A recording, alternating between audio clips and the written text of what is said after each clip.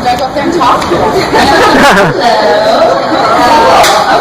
What's your name? This is a shoot. Okay. So I've been a huge fan of yours for a while, and I watched it, being a huge fan of Life Unexpected.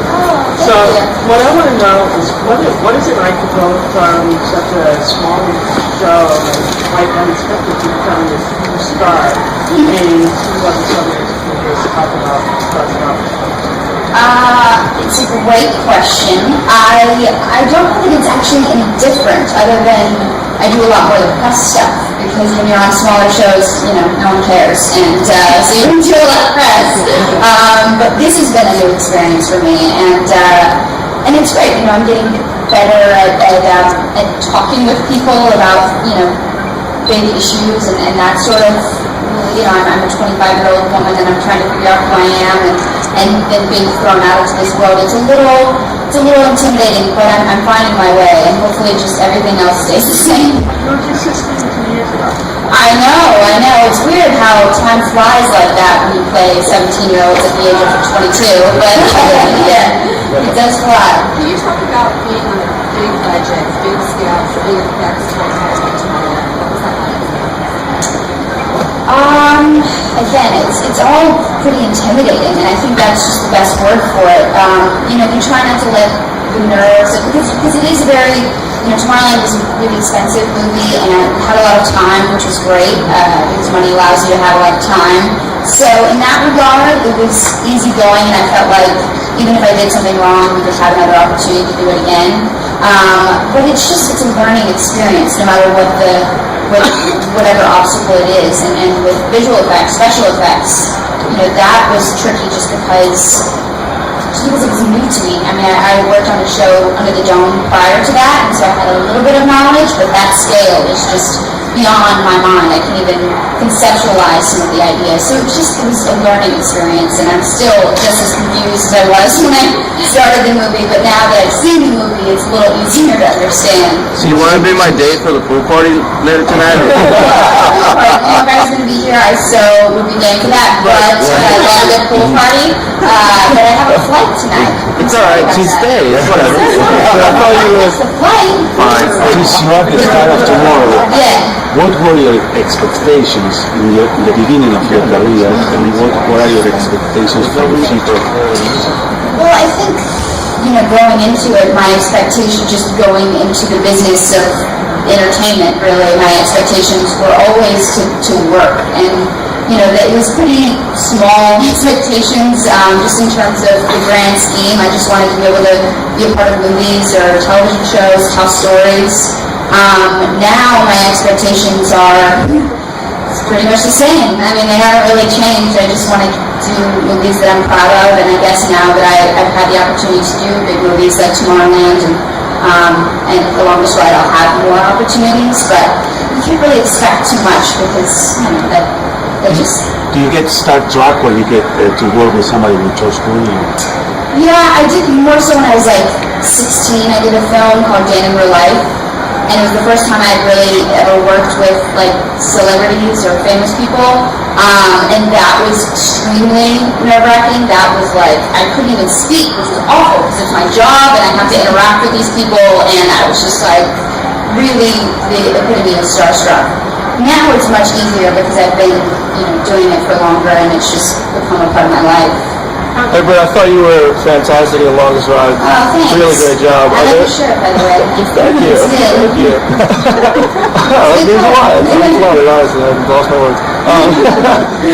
Can you tease any big, emotional moments like there were in The Longest Ride that we can expect to see in Tomorrowland? Yeah, I would get killed. No, I think there definitely are, some heart-wrenching moments in Tomorrowland, even though the subject matter is different.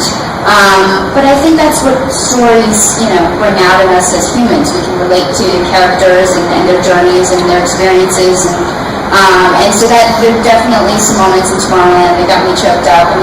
Reading it, I remember reading Tomorrowland, and by the end of the story, I was just sobbing. So hopefully the audience will have a similar experience, or not, depending on your,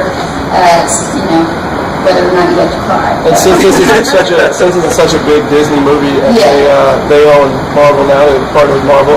Would there be any superhero you'd like to play in the future with so many superhero movies coming? I don't know if you're a comic book fan. Oh no, I am. But as a viewer, like as an audience member, as an actor, that's like a huge challenge to take on physically. You know, right now I'm just more comfortable sort of doing, you know, like the average person part. I can relate to that easier than like a superhuman. Although I think Ironman's really cool just because he sort of, you know, made his own superhuman. And so if there was any comic that was a human but with special powers that they created, then maybe.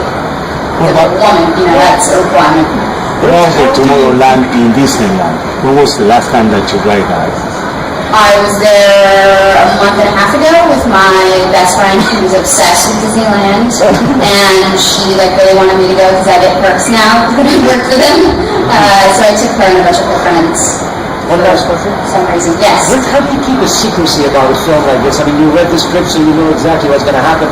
I mean, how do you keep the secrecy for such a long time? You don't tell anyone? No.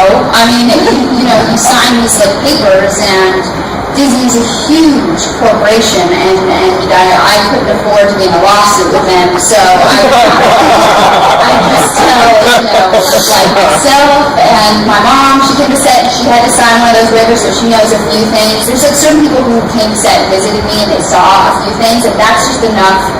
You know, enough people in my life that I can talk about it without feeling like I'm bursting inside. You know. Any new projects you're working on? Anything you can tell us that's coming up that you're working on? Yeah, I mean, right now I'm about to fly to Boston on Monday to do some stock footage, actually, for a film that I did over the holidays called Cook with Eddie Murphy. And it's a really beautiful story based off this true friendship of the writer. And it's this unconventional relationship that spans decades, and it's a really beautiful story. It's coming out in December? No, I just filmed it this past December, and so that'll be coming out one day, hopefully someday. How much pressure is there on you? And that's a very light unexpected thing. No, it's okay.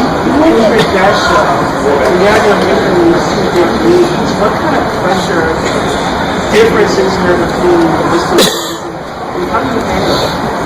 I mean, I don't handle it very well sometimes, you know, because it is a lot of pressure. And you just, you know, as an actor, the whole point of what we do, or the whole point of what I do, is to tell stories that people care about. And, you know, it can be hard when you are sort of the forefront of big movies, you know. But I think the point is to just do your best, and that's all I'm doing. I'm doing the best that I can, and hopefully people respond to that.